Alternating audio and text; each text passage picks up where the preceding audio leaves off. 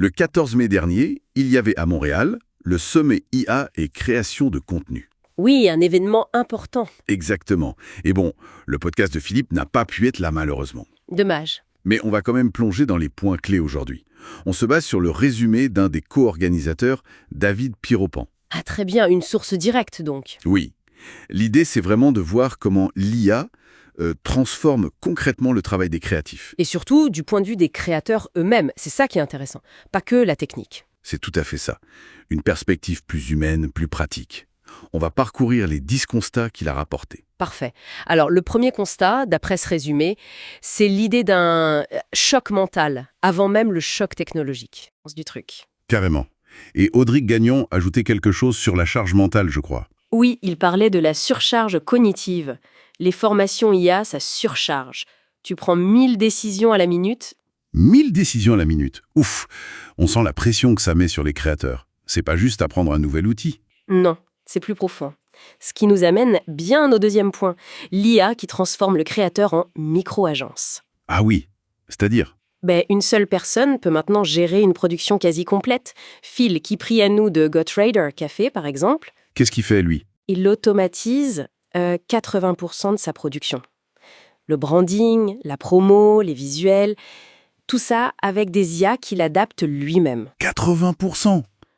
C'est énorme. Oui, et il y a aussi Elias Djemil avec Vlad et Vostok. Il a monté tout un projet artistique, musique, images, texte, Tout seul? presque.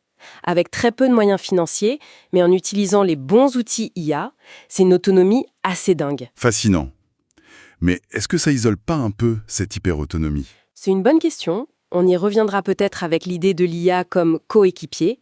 Mais d'abord, les points 3 et 4 parlent d'une nouvelle esthétique. Oui, le glitch, l'erreur qui devient intéressante. Exactement. Julien Vallée disait « Ce que les gens appellent des erreurs, on les prend comme des choses qu'on n'arrive pas encore à voir.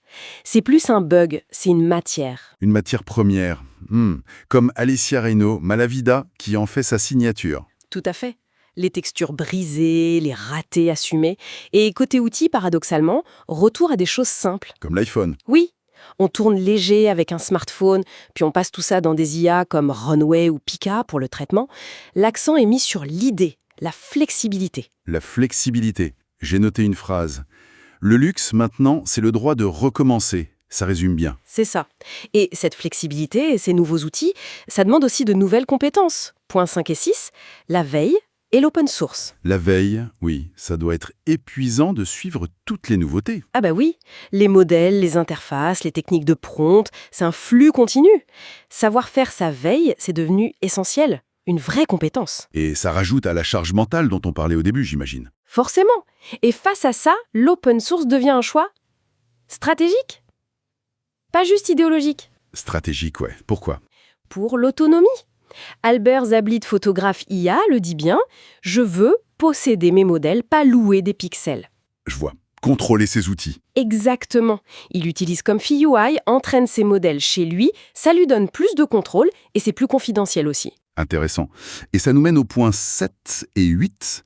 L'IA devient une sorte de partenaire. Oui, le terme qui revient, c'est coéquipier. C'est plus un logiciel qu'on utilise passivement alors. Non, Marika d'Auteuil parle de miroir de pensée, Elias Djemil d'assistant infatigable, Guillermo Castellanos d'extension de l'intuition.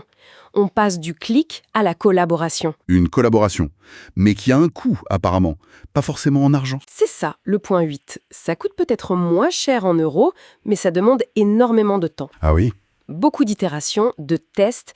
Albert Zablit parlait de dizaines d'essais pour obtenir un bon modèle. C'est un travail souvent solitaire et long. La magie, elle se mérite. Faut pas croire que c'est instantané. Et ça pose la question de l'équilibre. Points 9 et 10. Tout à fait.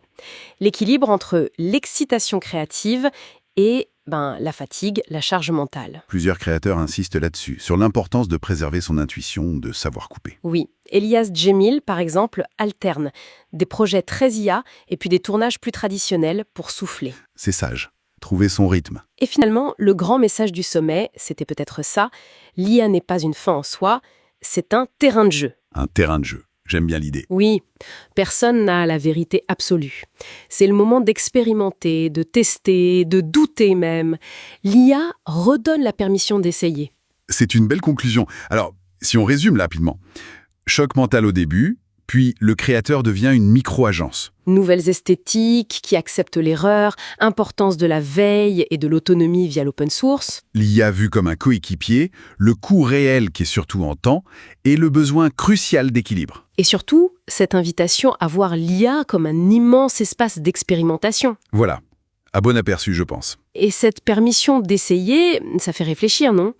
Comment cette culture de l'expérimentation, de l'itération, comment ça pourrait influencer d'autres domaines que la création? L'apprentissage, notre rapport à l'échec. Excellente question pour laisser nos auditeurs y réfléchir.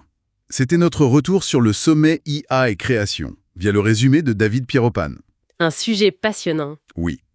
Pour plus de discussions comme celle-ci, retrouvez le podcast de Philippe. Et puis, si ce contenu vous a plu, si ça apporte de la valeur, un petit coup de pouce pour nous aider à atteindre notre objectif de 1000 abonnés serait très apprécié. Merci de votre écoute.